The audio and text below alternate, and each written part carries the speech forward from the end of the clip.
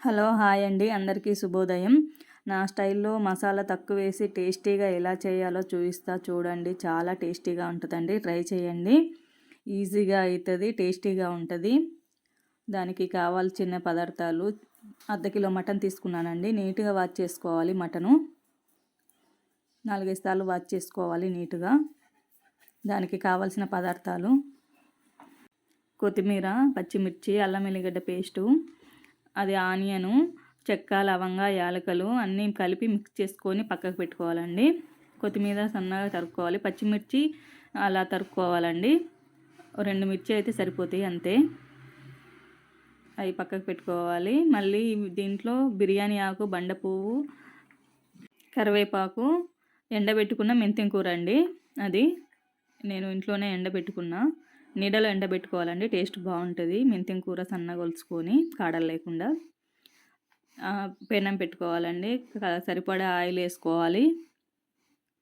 Oil heat ఎక్కిన తర్వాత మనం అల్లం ఎల్లిగడ్డ పేస్ట్ కాకుండా ఆనియన్ పేస్ట్ ఉంటుంది కదండి, అన్ని మసాలాలు వేసి నూరుకున్నాం కదా, అది వేసుకోవాలి. దాంట్లో ఏం లేదండి, చెక్క, లవంగ, యాలక, ఆనియన్ అంతే. మనకి సరిపడా వేసుకొని బాగా మెత్తగా మిక్స్ చేసుకోవాలి. కట్ చేసి వేసుకున్న దానికన్నా ఇట్లా మిక్స్ చేసేసుకుంటే బాగుంటుందండి. అది ఎర్రగా కావాలండి, ఎర్రగా అయితేనే కూర టేస్ట్ బాగుంటుంది. అలా ఎర్రగా అయిన తర్వాత అల్లం ఎల్లిగడ్డ పేస్ట్ వేసుకోవాలండి. అది కూడా బాగా ఎర్రగా వేగాలి.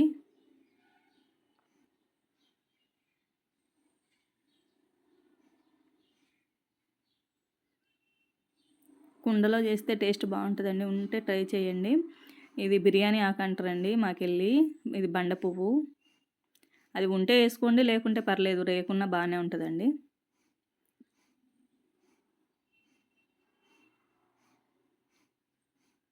లాస్ట్లో పచ్చిమిర్చి వేసుకోవాలి.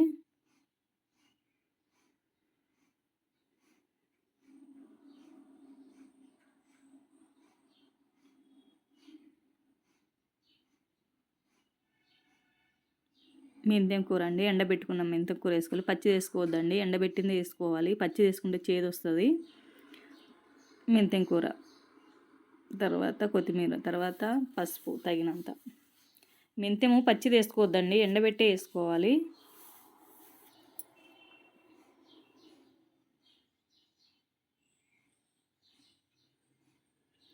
ఎండబెట్టుడు కూడా మరి నీడలో ఎండబెట్టాలండి. ఎండలో ఎండబెడితే స్మెల్ వెళ్ళిపోతుంది, బాగోదు. నీడలోనే ఇంట్లో ఆరబెట్టుకుంటే స్మెల్ అనేది బాగుంటుంది. కరివేపాకు,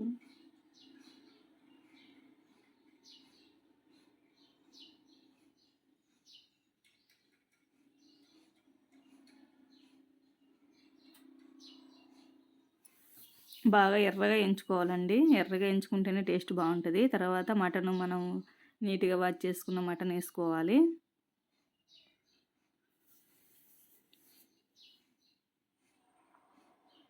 మటన్ వేసుకొని బాగా మిశ్రమం అంతా మిక్స్ అయ్యేలాగా బాగా మిక్స్ చేసుకోవాలండి.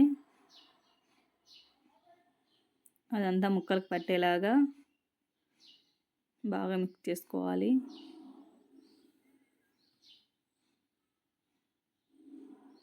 కొంతమంది మిరియాల పౌడర్ కూడా వేసుకుంటారండి, ఉంటే వేసుకోండి నచ్చితే. అందరికీ నచ్చదు, నచ్చితే వేసుకోండి, బాగానే ఉంటుంది మిరియాల పౌడర్ కూడా.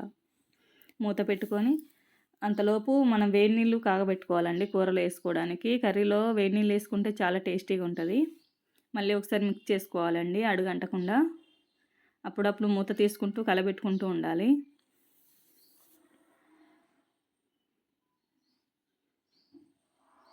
కుండలో తొందరగా ఉడికిపోతుందండి మటను వేడికి. మనం దించేసినా కూడా దాంట్లో వేడి అనేది తొందరగా వెళ్ళిపోదు, బాగుంటుంది. మళ్ళీ మూత పెట్టుకొని ఇంకాసేపు ఉడికించుకోవాలి. ఉడికిన తర్వాత కారం వేసుకోవాలండి, తగినంత కారం. ధనియాల పౌడర్ వేసుకోవాలండి కారంతో పాటు.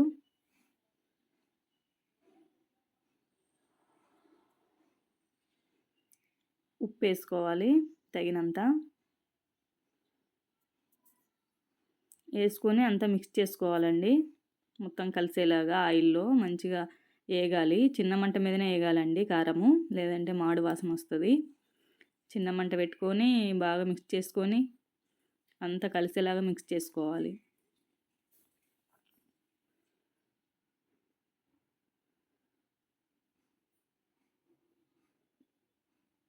స్మెల్ చాలా బావుంటదండి. మూత పెట్టుకొని ఒక 5 మినిట్స్ చిన్న మంట మీదనే కారం అంతా ఉడికేలాగా చూసుకోవాలండి.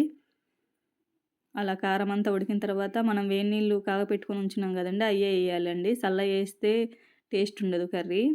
వేడి నీళ్ళే ఎయ్యాలి. అట్లా మనం వేడి నీళ్ళేస్తే వెంటనే అట్లా ఉడుకు పట్టుద్దండి. పోసేటప్పుడే అట్లా ఉడుకు పట్టుద్ది. టేస్ట్ బావుంటది.